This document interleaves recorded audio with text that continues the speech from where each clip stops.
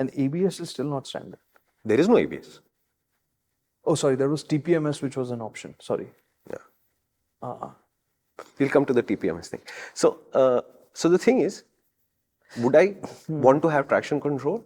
Always. I am of the opinion that an invisible rider aid is a good thing. I know that we'll have a debate about this in the comments where people will say then people won't learn how to ride.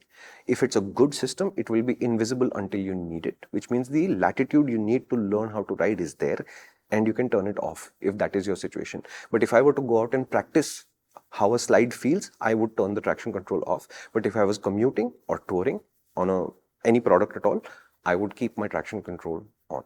Okay. If you go to most media launches today, they will actively tell you never to switch off the rider aids because in the middle of that sequence of events, if you have a crash, if you break the scooter or motorcycle or whatever, then somebody else is inconvenienced by that process. Even they accept that this rider aid being in the background is a good thing. I am not going to argue with it.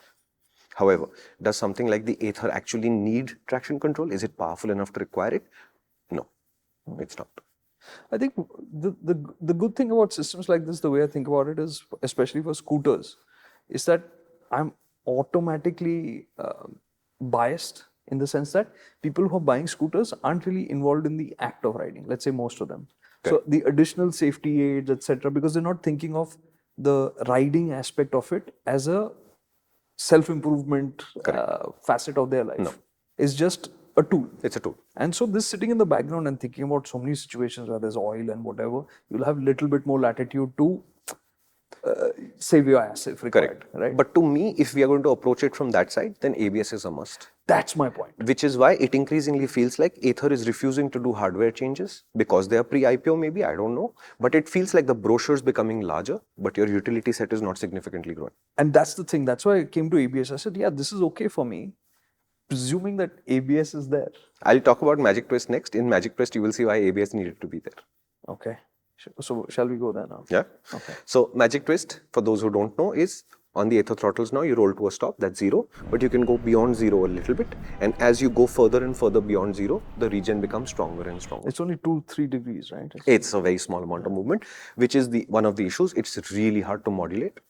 And they obviously cannot do many more degrees of movement because the further your hand goes like this, the harder it becomes to use the front brake. There are 2 issues with MagicTwist. One is it only works on the rear wheel, which I will explain in a minute why it is suboptimal because I experienced it this time. And the other is, most of us who ride well ride with 2 fingers on the brake lever. So when you go like this, your finger rises up and now modulating the brake becomes really difficult. So as traffic becomes denser or your speeds become higher, trying to decide whether I can commit to MagicTwist for this particular stop or not becomes like this weird herky-jerky thing.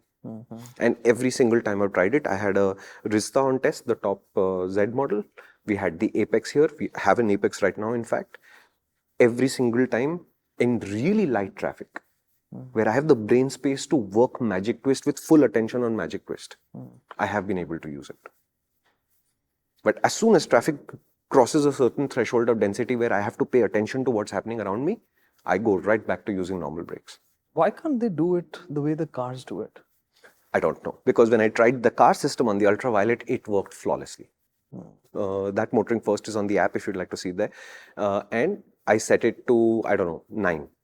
And when I did this, it was like a V-twin engine braking. It was a lot. Oh, really? So I said, okay, I don't want this much. Yeah, because the thing with Regen is they all say the same thing, that it is possible to get Regen to the point where it will lock up the rear wheel.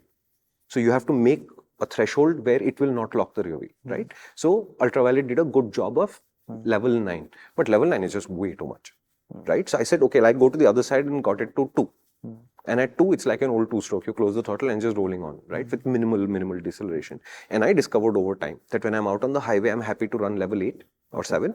And when I'm in the city, I'm happy to run level 3 or 2. So that in city, closing the throttle has a minimal speed variation. Whereas on the highway, where I do this a lot less, I can work with a lot more variation. Perfect. Why? Because it only needs you to get off the throttle, which is a natural response to something happening in front of you, and that starts the braking process. MagicTwist requires you to take another step.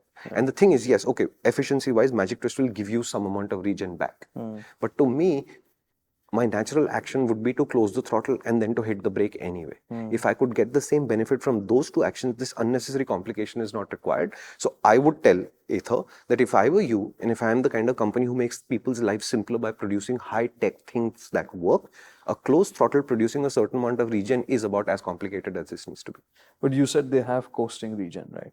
They have coasting regen. If I could set up the levels of coasting regen, I would get MagicTwist out of it without having to do this. Yeah. It's an unergonomic position. It's really hard to use. And I think the only people who are using it regularly is people who ride so slowly that this is not part of their setup. And this is why people riding Apexes only use it once a week. That makes sense. Yeah. So to me, MagicTwist, there's no magic in it. Okay. There is a twist, and the twist is the problem. Listen, this has been fun, and I think we should take this to the next level. I think our relationship's ready for it. And if you're ready, head to the MotorInc channel, where this 3-minute video ends up expanding into a hour-long video, which would be a great way for us to spend time when you're taking a jog, in a flight, commuting to work, or back.